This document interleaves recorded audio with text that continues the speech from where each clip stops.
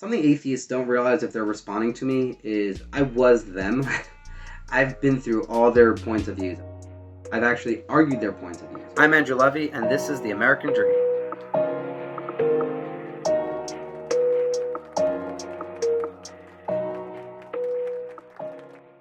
Cosmological evidence has led other prominent scientists, including former MIT physicist Gerald Schroeder and the great Caltech astronomer Alan Sandage, to affirm a transcendent creator beyond space and time as the best explanation for the origin of our finite universe. So I'm going to go out on a limb here and say we're not going to get any evidence for God or anything from this video through science or anything like that. Fact of the matter is, the best... What? he's concluding a thing based on a belief. The belief is that this thing must exist, therefore everything we know about all these things and it's finite and this and that. This isn't science. This is philosophy. This is hypothetical, theoretical. This is concluding things to suit your beliefs. This is beliefs. That's what this is. These are just beliefs that people who agree on, who happen to maybe be scientists or probably are scientists. I want to say they're not scientists, but this conclusion here that because these people say that this is the best explanation makes it so and makes it science. I mean, I'm not seeing the context in this video for why these people were saying these things, what they were saying it to, or anything like that. For all I know, these are just scientists who happen to be saying a thing they believe, and it's being taken out of context, being used because they're scientists in science terms as a sciencey thing or anything like that, or a thing like that, rather than just beliefs. This is what they believe. A person could be a scientist, and you could be a religious person and say, here's my religious beliefs. You know, this actually does make sense based on my religious beliefs, but it doesn't necessarily mean that that's the conclusion for the science. And I'm not seeing the context here to say that these scientists are saying that. And even if they were saying that, I would still say they're beliefs, because they are beliefs. Facts are facts. Things are what they are. These are not scientific conclusions. These are beliefs. And that's the facts of it. Second, fine-tuning. We live in what Australian physicist Luke Barnes calls an extremely fortunate universe, where fundamental laws and physical parameters have somehow been fine-tuned with just the right strengths and values to make life possible. The incredible odds against this happening by chance has led even agnostic and atheistic physicists to marvel. As British physicist Paul Davies has exclaimed, the impression of design is overwhelming. Atheist physicist George Greenstein expresses similar cognitive dissonance. The thought insistently arises that some supernatural agency must be involved. Third, the complexity of life. Molecular biology has revealed the presence in living cells of an exquisite world of informational nanotechnology, digital code in DNA and RNA, tiny, intricately constructed molecular machines, a complex information storage, transmission, and processing system that resembles but vastly exceeds our most advanced digital high technology. Not what anyone would expect to see as the result of blind, materialistic processes. So for those of us who have followed atheists, the atheist views, the famous atheists and all that stuff, we know that all these arguments here are old arguments. Atheists have been debunking these arguments and debates and everything for years and years and years. There's nothing new here under the sun except maybe the idea that the world, the universe or whatever, isn't infinite. And originally, when the atheists were making all these arguments, it was considered infinite. But their argument would still hold, all the arguments they would make, to just follow the science. Here, the idea of fine-tuning and all that stuff, atheists would say, you'd hear atheists debunk this all the time, that's just how it appears to us. That's just because we are making it and seeing it in that way. It's completely a subjective thing. It's not evidence or proof of anything just because you see something that appears nice to you, something that appears to be designed. And also, what about the fact it's talking about life is perfect and this and that and how well everything works? What about the fact that there are people who just are born and die, people dying in the womb? There's people who are just getting destroyed, demolished. They're getting thrown off buildings. There's all these horrific things happening in society, and we're to believe it's all just fine-tuned and all that stuff. I'm sorry, these arguments just do not hold up. Not on the real stage with an atheist. Maybe it holds up on the real stage with another person who just agrees with it, and you're just trying to teach them that, and they're just debating, or rather questioning, to understand what you're trying to teach them. That's where this maybe holds up. But on an actual debate stage with an actual atheist that you were to put there, no, they'd make all these arguments and maybe more arguments to really demolish them and prove them wrong, because these arguments do not hold a candle to anything as far as I'm concerned. Fine tuning the beliefs that now there's a beginning and this and that. This is seriously, this is like amateur hour for atheists right here. That's what these arguments are for atheists. Dawkins himself may have conceded as much when he recently confessed to being knocked sideways with wonder at the miniaturized intricacy of the data processing machinery in the living cell. Oh, Richard Dawkins was knocked sideways. And he was shocked by something, therefore his whole worldview is now dismantled. He's going to now say, you know what? I was knocked sideways. I guess that knocked God into me, and now I'm not an atheist no longer because I just needed to be knocked sideways as evidence there is a God. This is not going to fly. So what should we make of all this? For their part, scientific atheists have constructed ever more convoluted and fanciful theories. They posit alien designers to account for the code of life, multiple parallel universes to try to explain fine-tuning, and they've developed elaborate mathematical equations in an attempt to use physics to show how the universe could have begun from nothing physical. But what if the scientific atheists are just wrong? Well, perhaps consider this. Atheists know that there's a lot of stuff out there in science and different things that we cannot imagine to have the evidence and everything that we have for things that we know to be true. The technology and everything, great scientific discoveries and different things. You go back 100 years or so, you mention these things, they would have think you were crazy.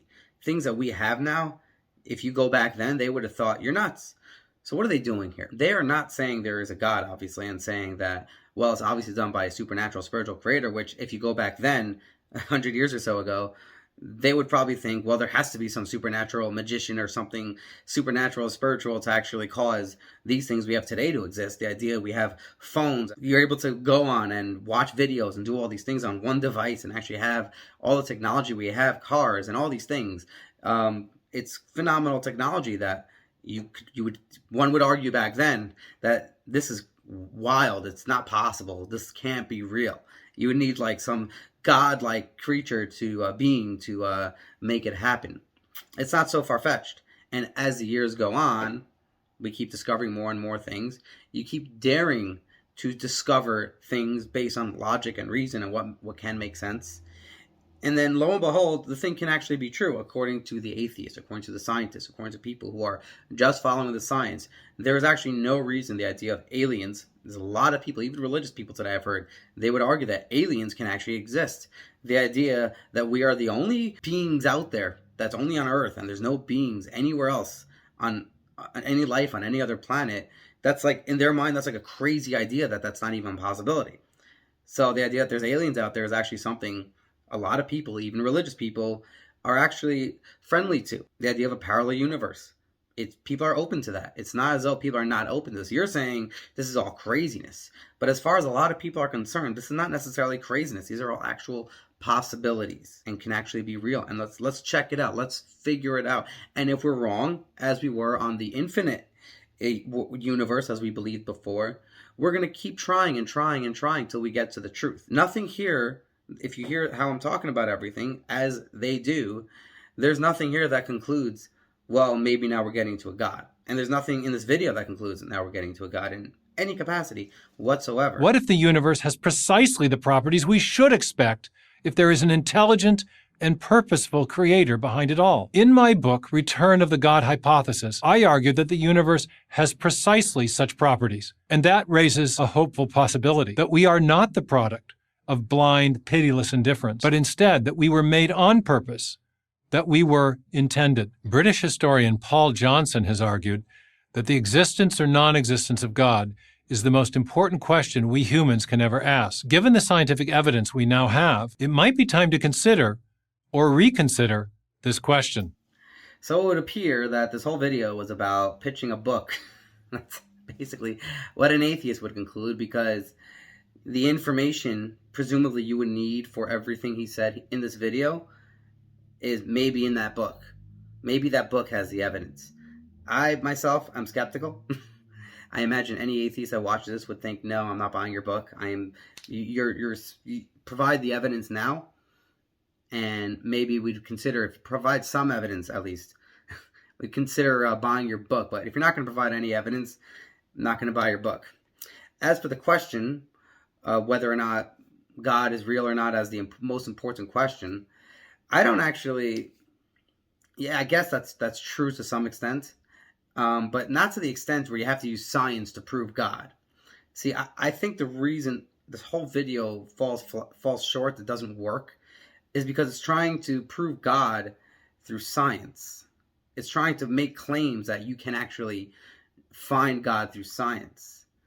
But God, it can't be found through science. That's just not possible. If God can be found through science, chances are probably God would have been found through science. The way to go about concluding whether there's a God or not is not based in science. So if you actually, let's say you can find God through science, let's grant that.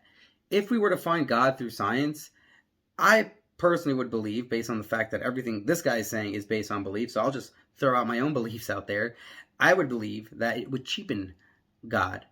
If we can actually know God's there, that's what God is, it's not necessarily going to make it that we're going to be closer to God, maybe on a literal level, knowing, okay, God is there, but in a way where it's like, well, God's been there the whole time, and I've done all these things, and what's happened to me? Or whatever. It would just cheapen the idea of what's really supposed to be happening. God needs to be how God needs to be in our life.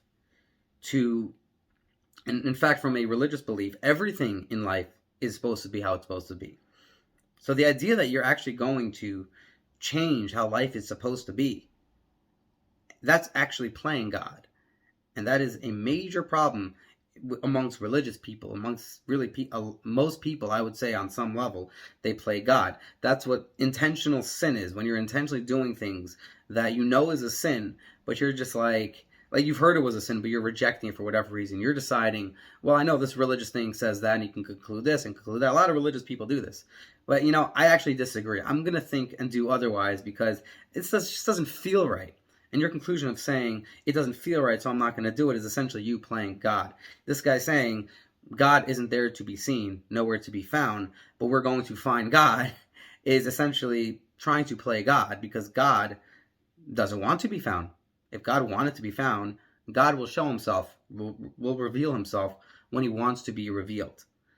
The truth of the matter is, you want to understand how to find God, the conclusion is not through science. It's actually through philosophy. It's through understanding our purpose in life, what our values are based on, what our goals ought to be for our existence.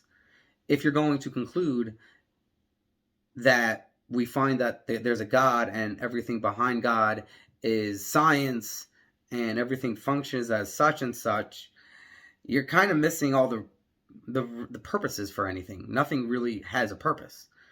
But if you conclude that there is actually a purpose for everything, that would conclude that there's a God, because there has to be a purpose for something. Our existence, our creation there actually has to be a purpose for it all, for something.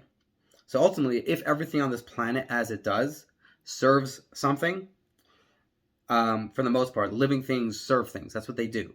And that's what we do. Question is, what are we serving? Are we serving ourselves? Are we serving other people? And is that our purpose? To me, that doesn't make sense. The idea that we're serving ourselves and we're serving other people. And then what? We die and it was all for nothing. So what was the purpose of it all? The purpose of it all is something God knows. And to try to play God and figure that out, that would be just as bad, I would say, as trying to find God through science and proving God through science. You either believe in God and you believe in living your life to serving your purpose, or you don't. You want evidence that there's God? You can actually find the evidence through people that don't serve God and they serve themselves. This isn't scientific evidence. It's not evidence, I would say, a thing you can know for sure. Say, like, this is science. But I would say it's still evidence. The fact is, people who serve themselves and are egoistical, narcissistic, all these things, and they do things even religiously for their egos and all that stuff, for their pride and whatever it is. These people generally tend to be more miserable, more depressed, more stressed, more anxious, and they are being hurt more negatively than people who actually give themselves over to God and try serving their purpose in life to serve God. Those who try serving God and give themselves over actually find themselves becoming free from all these things that ail you. That's the true freedom at the end of the day. When you are free and closer to God, you get more free because you're serving your purpose. When you're not serving your purpose, it's like anything. You want to learn an instrument, let's say. It is really, really hard to learn an instrument. And you're basically kind of suffering at the beginning. You're just like, it's torment, it's torture. But the more you learn and the more you practice and the harder you work at it, the more free you are, let's say on the guitar, on the keyboard, on the drums, on the bass, on whatever instrument it is, you can actually say that you are more free. And the reason is because the purpose for everything you've done before has served its purpose, and now you can be free with it.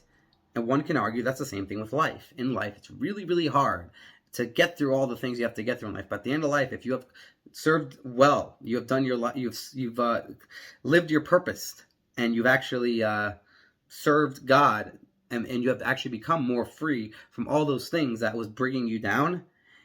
The conclusion there would be you have served your purpose in life to whatever extent, to however free you can get. But you can only get free from getting closer to God, to serving God, because only through that way of life can you actually find yourself ridding yourselves of all the anxieties and stress and all that stuff. And this doesn't mean, there's a big confusion here. A lot of people think, well, people dress the part, they do the rituals and all that stuff, therefore they are close to God.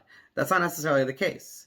If they're serving themselves with the disguise of religiousness and all that stuff, they're still being secular. They're still behaving in a way that's just serving the self. Secularism, as far as I'm concerned, is serving the self, serving other people, serving the planet, serving anything natural. So when you serve God, you become free of it all. And through that, you can actually conclude that it makes sense that there is a God that we're serving. There's something greater than us, something bigger, something we can't understand, and only God can understand. And that's the conclusion for God, for proving a God, not a scientific conclusion or anything like that with evidence or whatever, the God hypothesis or anything like that. That's not going to do any good as far as I'm concerned. And any atheist, as I've demonstrated, can actually debunk these arguments.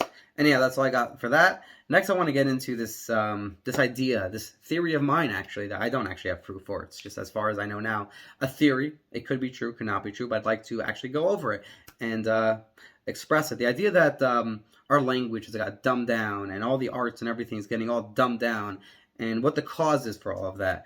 All the best, and thanks for watching.